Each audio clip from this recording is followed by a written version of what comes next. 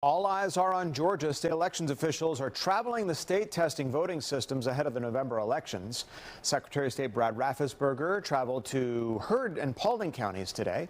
Fox 5's Deidre Dukes is live in Dallas with the details for us. Deidre?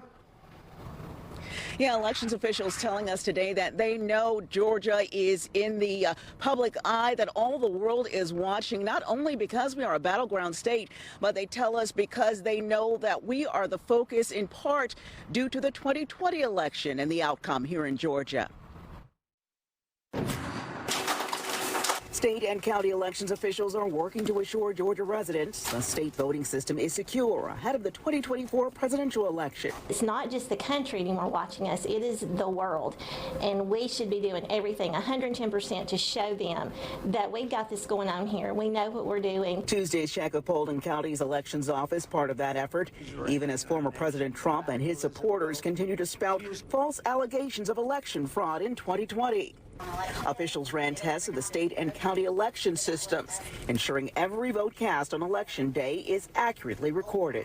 We have election integrity in Georgia, and what you see in Paulding County, what you see in Heard County, where I was early this morning, and we're traveling throughout the state, you're seeing election directors and their teams and their poll workers working hard to make sure we can ensure a safe, secure, accurate election for everyone.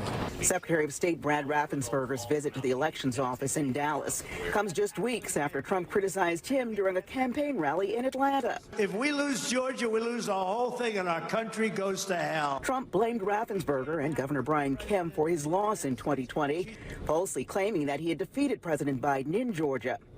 Officials say allowing the public to observe the elections process helps counter efforts to undermine the public's confidence in the electoral process. We did everything we were supposed to do in 2020.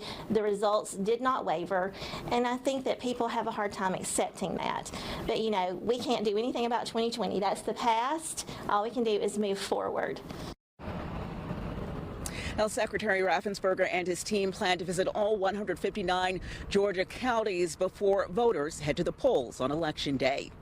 In Dallas, Deidre Dukes, Fox 5 News. As you say, all eyes will be on our state on Election Day, Deidre. Thanks.